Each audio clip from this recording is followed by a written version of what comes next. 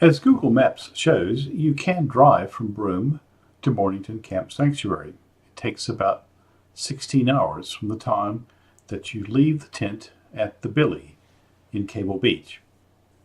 To do this, you'd drive across Broome and over to the Broome-Derby Highway, where you'd turn left and start north to Derby.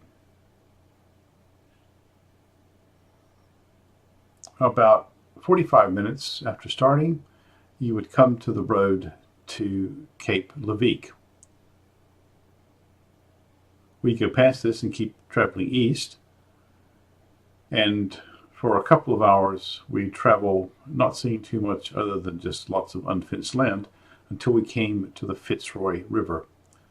The bridge across the Fitzroy River is 1 kilometer long.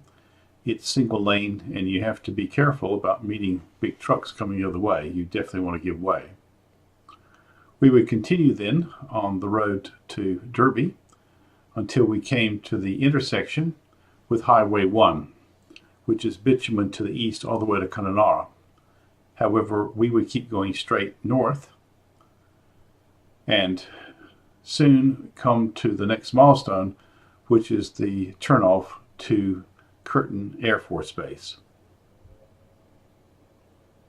We continue north toward Derby, and when we reach Derby, we would top up with diesel,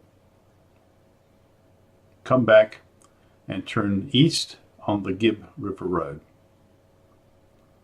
Now, the first 100 kilometers or so of the Gibb River Road is bitumen, so it's a fairly fast drive.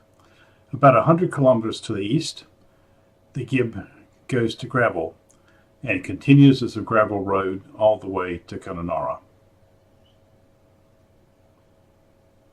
Once you're on the gravel, the next major intersection is the turnoff to Windjana Gorge, a couple of hours to the south.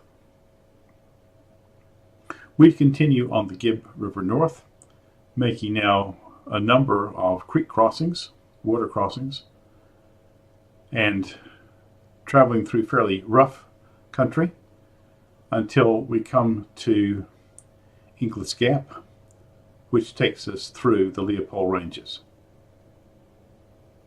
Once through the gap, we continue east through fairly rough territory until we come to the Inadisha Roadhouse, where we would fuel up with diesel, because this is the last stop where we can buy diesel on this trip.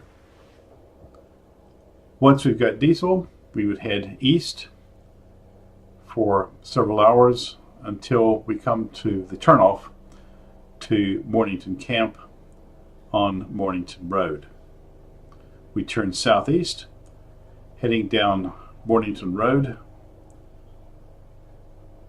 The next major intersection is the turnoff to Mount House rather. We'll go past this and head several hours in the southeasterly direction, crossing lots of creeks until we pass by the old meatworks, which is now abandoned. There's quite a long airstrip here. This was a major business years ago. Going further south,